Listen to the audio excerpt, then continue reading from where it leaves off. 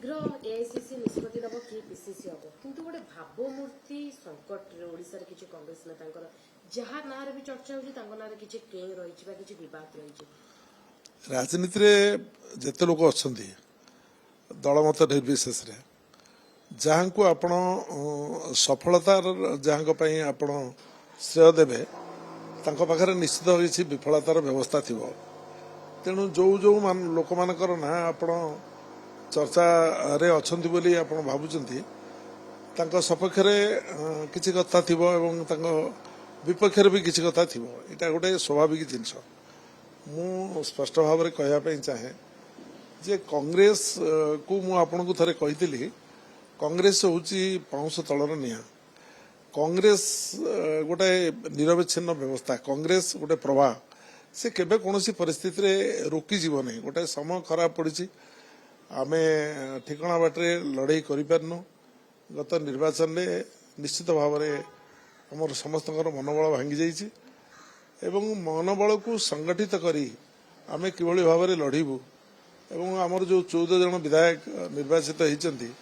सब युवा विधायक एवं समस्त बलिष्ठ एवं समस्त शिक्षित उच्च शिक्षित से सक्रियतार सहित तांको कार्य को तुलेवा से उद्यम करुचंती एवं प्रदेश कांग्रेस कमिटी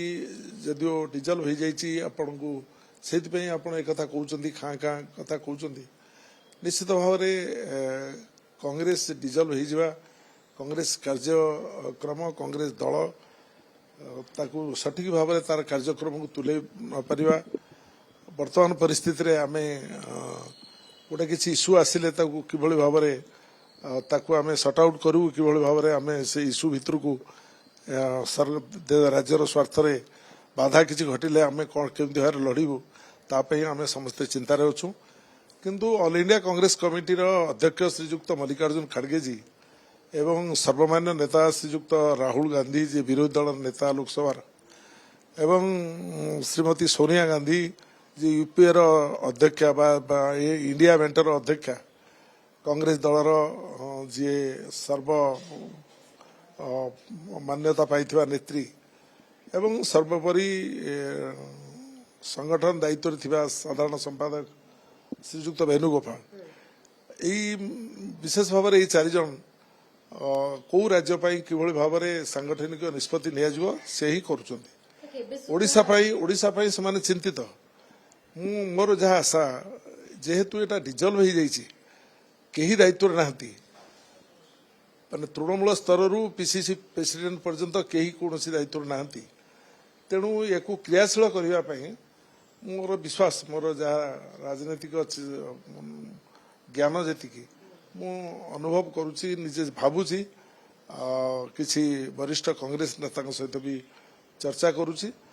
आमे समस्ते आशा करुचु जे ऑल इंडिया कांग्रेस कमिटी एवं तार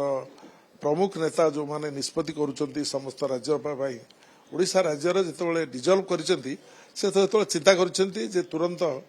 जन को दायित्व देवे जी कांग्रेस संगठन को मजबूत कर चल पार समस्त को नहीं पार सांगे नहीं काम कर आम भरोसा पर किसी निर्भर करूने बा मु किसी गोटे मतामत रखिले सेटा भी कार्यकारी हम ता भी कहीहबनी तेबे मोर विश्वास मुझे निकट राहुल गांधी जी को जानी मल्लिकार्जुन खड़गे जी सहित जिते थर मिसबार सुविधा पाई एवं सर्वोपरि सोनिया गांधी सहित जी संपर्क अच्छी से माने 2009 बा ये बीजेपी सरकार जो गोटी बाटरे केन्द्र राज्य चलती केतबले मझिरे सब निर्वाचन हम कहीहबनी या ओडिशारू हाथ छड़ा काढ़े ओडिशारू एक हाथ छड़ा न करने जी समस्त को नहीं करें से भली एक लोक को निश्चित भाव में दायित्व नेबे आमे जो मैंने सब रहीचु कांग्रेस जीवन सारा रहीचु आरंभ करूँ कांग्रेस 50 वर्ष रही आगामी दिन में जते दिन आसुची कांग्रेस रहीबू आमर दायित्व है जी दायित्व नब ताकू सहयोग करी कांग्रेस संगठन को मजबूत करूँ कांग्रेस संगठन ठीक भाव में चलो विधायक बिल्कुल बिल्कुल से कथा मुझे कहबी नहीं कारण मु 2 थर पीसीसी सभापति आपन को जानिया कहूँ केवे स्वप्न देखी नी ଯେ जेबी पट्टनायक स्टाच्यूर लीडर जे पीसी सभापति अछंती तांकू परिवर्तन करी मते पीसी सभापति दायित्व दिया मु स्वप्न भावी नथिली एवं हठात की घोषणा हला जे मु झियो बाहार कार्ड बांटिबारे मो झियो बाहार कार्ड बांटिबार व्यस्त थी हठात घोषणा हला जे मु पीसी सभापति हो जाइए 2004 मसीह श्रीमती सोनिया गांधी सुजोग देले मु 2009 मसीहा पर्यंत दायित्व रही 3 मास निर्वाचन थिला मते पुणी परिवर्तन करागला एवं 2014 रे जो निर्वाचन आसिला तार ठीक वर्ष का आगुरु श्रीजुक्त निरंजन पट्टनायक जे पीसी सभापति थिले तांको बदल रे पुनर्बार मते पुणी दायित्व दिया जिवो एवं मु निजे all India Congress committee general secretary अच्छी उत्तर प्रदेश आसाम दायित्व मोर पुओ यूथ कांग्रेस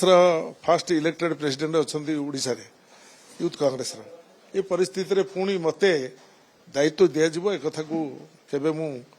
भाभी नथिली लबी काम दिए नहीं कारण सीए हाईकमांड निष्पत्ति नियंती का करने लबी काम दिए नहीं या मो कथार मुझे जानी मुझे प्रमाण पाई कारण 2 थर सारा मु सेकेंड टाइम जो हेली 4 जन को डाकी आलोचना करने से कथा मुझे हाईकमांड ऊपर निर्भर करे किसी कॉल